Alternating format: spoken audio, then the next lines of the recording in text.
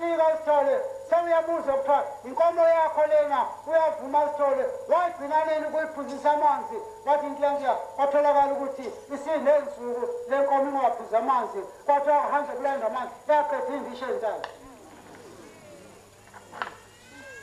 lezwakala inkomo isibubula isibonge enkosini enkulu yesizwe bani loyo okhuluma ngelwayo bani okhuluma namatshe bani okhuluma namatshe khona into kaNazaretha engeke ngesabe engayenzanga uNkulunkulu singubani ukuthi bathi behamba ngisazi ukuthi bani ngisazi ukuthi bani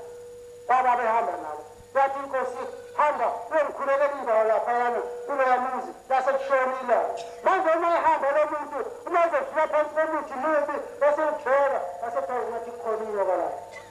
badlula azangalalo lo muntu wafika umuthi umcindezelelele ubuze ukuthi ubani lomthukayo kuhlalisilwayo umuthi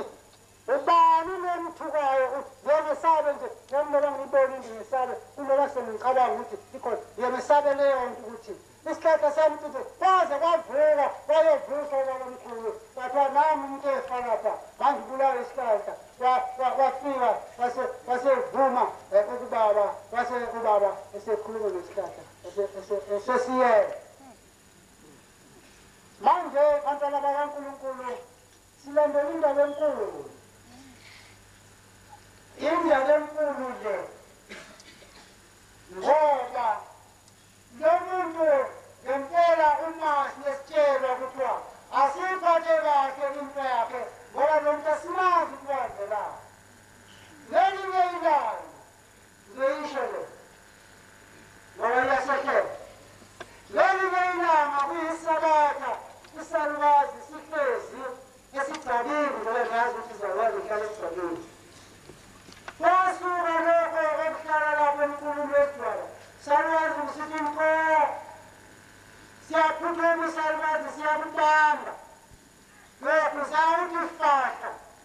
kwasuka kwathi impela mangala kusheni sathi sibantwana sengulele ngesabatha usengulele ngesabatha sabiza lesalukazi